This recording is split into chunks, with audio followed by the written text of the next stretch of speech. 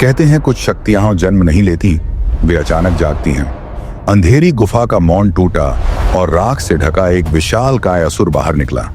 नंगे पांव, तपते हुए कदम, उसकी आंखों में ऐसी चमक थी मानो भीतर कोई ज्वालामुखी जीवित हो। जहां वह चला मिट्टी सिकुड़ गई, पेड़ कांप उठे, जानवर छाया में छिप गए, हवा ने जैसे अपनी सांस रोक ली। वह था भस्मासुर। उसे न सोने की भूख थी, न सिंहासन की लालसा। उसकी प्यास केवल एक थी, असीम अनियंत्रित शक्ति। ऐसी शक्ति जो देवताओं को भी चुनौती दे सके और उन्हें अस्तित्व से मिटा दे। यही अधूरी भूख उसे हिमालय की निष्ठुर ऊंचाइयों की ओर खींच ले गई। हिमालय की निर्दयी ठंड के बीच जब बर्फ सांसों को भी जमा दे, वह अडिग खड़ा रहा, एक पैर पर। शरीर तप रहा था जैसे भीतर आग जल रही हो, पर चारों ओर सिर्फ शीत और सन्नाटा। दोनों हाथ आकाश की ओर उठे हुए, न अन्न का सहारा, न जल की बूंद। समय जैसे उसके चारों ओर घिसटता रहा।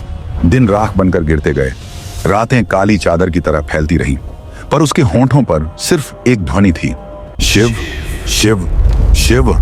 वह नाम पर्वतों से टकराकर लौटता, घाटियों में गूंजता और अंततः कैलाश की निस्तब्धता में विलीन हो जाता।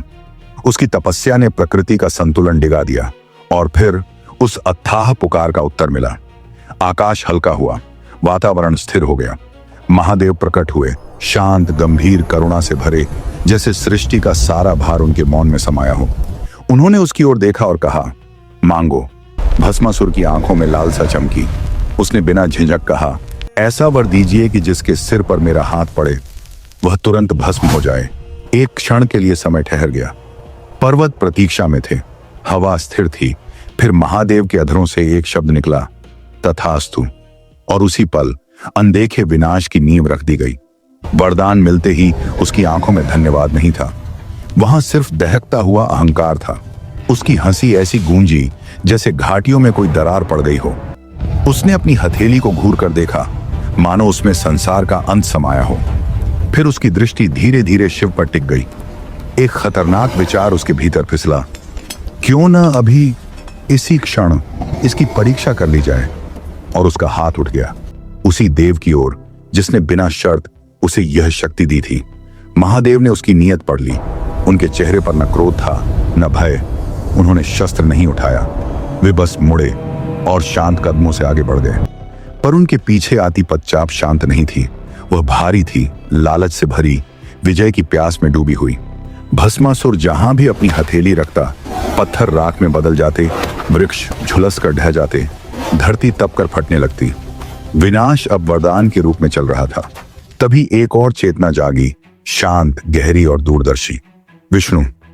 उन्होंने राख की फैलती रेखा को देखा और समझ लिया, यह आग बल से नहीं बुझेगी, इसे उसी की जड़ से काटना होगा। और उसकी जड़ थी अहंकार।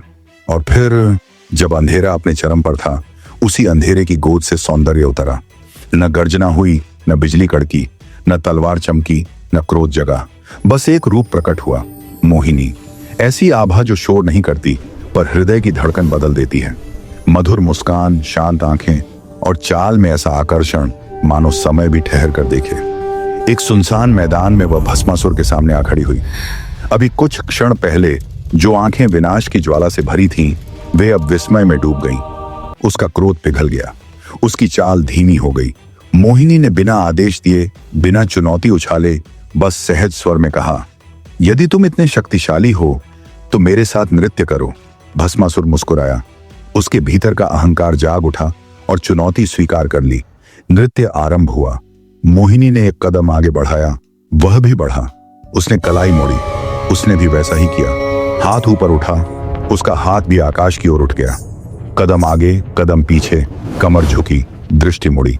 हर मुद्रा, हर लय, हर सांस, वह सब कुछ दोहराता गया। उसे लगा वह नृत्य में जीत रहा है, जबकि वह धीरे धीरे उसी जाल में उतर रहा था जिसे वह देख भी नहीं पा रहा था। और फिर वह क्षण आ गया जिसके लिए पूरा ब्रह्मांड जैसे सांस रोके खड़ा था। नृत्य अपनी चरम सीमा पर था। लय धीमी हुई, कदम थमे। मोहिनी ने बेहद सहजता से अपना हाथ उठाया और धीरे से अपने सिर के ऊपर टिका दिया। उसके होंठों पर हल्की सी मुस्कान थी, न चुनौती, न भय, बस एक शांत विश्वास। हवा स्थिर हो गई, समय ने अपनी चाल रोक ली और उसने कहा, साबित करो। भस्मासुर के भीतर विचार का एक भी क्षण नहीं जागा। अहंकार सोचने नहीं देता, वह सिर्फ प्रतिक्रिया करता है। उसने वही मुद्रा दोहराई। उसका हाथ ऊपर उठा और उसके अपने सिर को छू गया। अगले ही पल एक तीव्र प्रकाश फूटा, पर उसमें आग नहीं थी। एक कंपन उठा, पर उसमें चीख नहीं थी। बस एक क्षण और फिर राख। जहां कुछ देर पहले गर्भ खड़ा था, वहां अब धूल थी। हवा ने धीरे धीरे बहना शुरू किया।